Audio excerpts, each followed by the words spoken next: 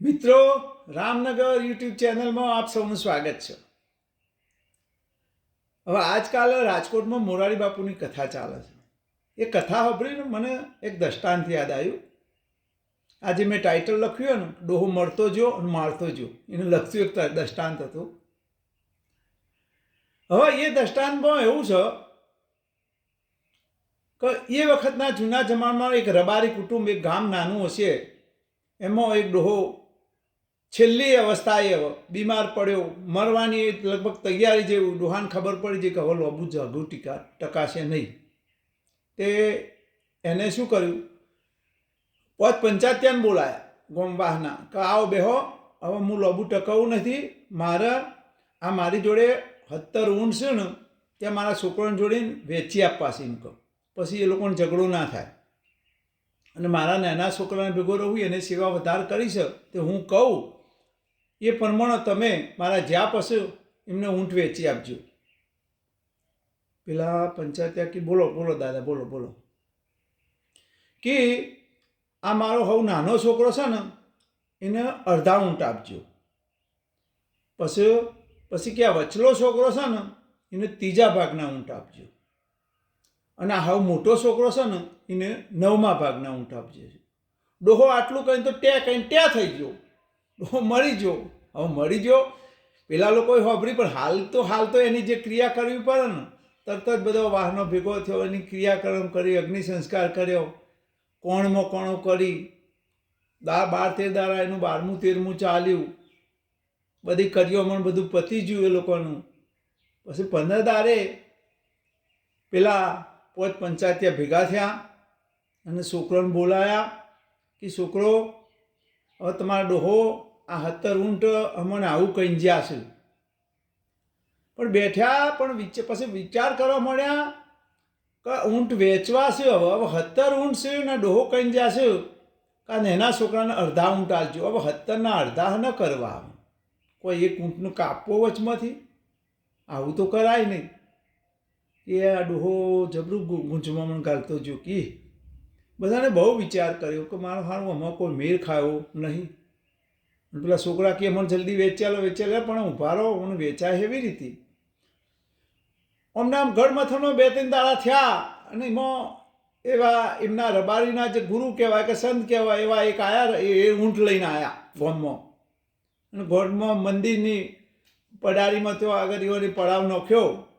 અને જેવા પંચાયત જોણી ગયા કે ભાઈ આ સંત છે, અનુભવીએ છીએ, તો એમને આ બાબતમાં જરા વધારે ખબર પડશે. આપણે સંતને જઈને પૂછો કે ભાઈ અમારા એક આવો લોચો પડ્યો છે, આ ડોહો આવું કહી ગયા છે, આ ઊંટની વેચણી કરવી છે, અમને કોઈ ખબર પડતી નથી અને ખૂબ મુશ્કેલીમાં મૂકવાના છીએ. તો પેલા ભાઈ ડોહાણ માટે તો એ સંત માટે સીધું લઈ ગયા, લાડવાને એવું બનાવવા માટે.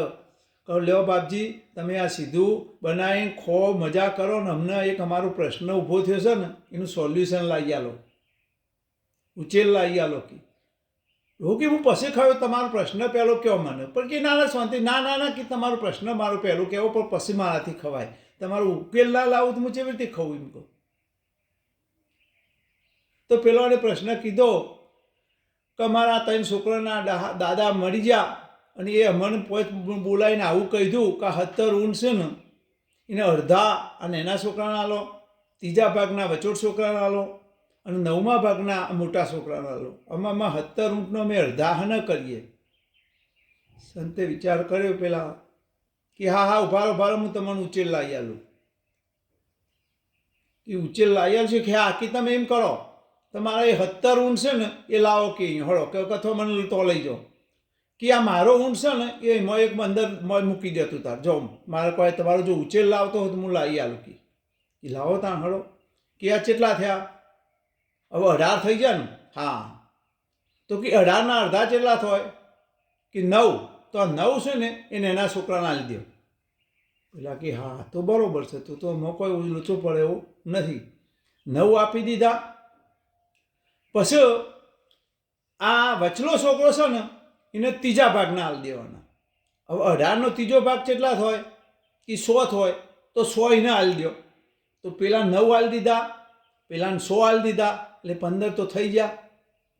હવે આ મોટો છોકરો છે, હવે મોટો છોકરો છે ને એને 9મા ભાગના એટલે 18નો 9મો ભાગ કેટલા થાય કે 2 થાય, તો 2 એને આલી દો, તો 2 આપી દીધા એને. પછી પાછો 15 પેલા 9 સો 15, 15 ને 2 17, અને પેલો 18મો પાછો વધ્યો, એ ડોહો પાછો એનું લઈને મૂકતું લઈને હેઠતો થયો. આવી રીતે આ ઉચેલ પાડતા જ્યાં. એટલે આવી ઘણી વખત આવી જે સમજણ હોય એ લોકો કોઈકનો પ્રશ્ન ઊભો થયો હોય ને તો એનું સમાધાન કેવી રીતે લાવવું, તો એને પોતાનું કંઈક યોગદાન તમે આપો ને તો એમાં તમે એમાંથી તમારું કંઈક જો લેવાની દાનત રાખો ને તો કોઈ દારૂ પ્રશ્નનું સમાધાન થાય નહીં, પણ તમારું કંઈક યોગદાન આપો તો આ પ્રશ્નનો ઉકેલ આવે. તો આવી વાત આ મેં લગભગ 25-30 વર્ષ પહેલાં સાંભળેલી, એ તમને કહું છું. તો મિત્રો, હવે આ રામનગર ચેનલ છે, તમે તો કરી જ છે, પણ બીજા કોઈને તમને લાગે યોગ્ય લાગે કે નહીં ભાઈ આ ચેનલ રામનગરના ગામના વિકાસ માટે કામ થાય છે અને મારી એક પ્રવૃત્તિ મળે છે, કરવા જેવી લાગે તો મિત્રોને કહેજો, શેર કરજો અને સબસ્ક્રાઈબ કરાવજો. તમે તો કરી જ છે એટલો વિશ્વાસ છે. તો મિત્રો આવજો, બીજી કંઈક આવી સ્ટોરી કંઈક વિડીયો લઈને આવજો.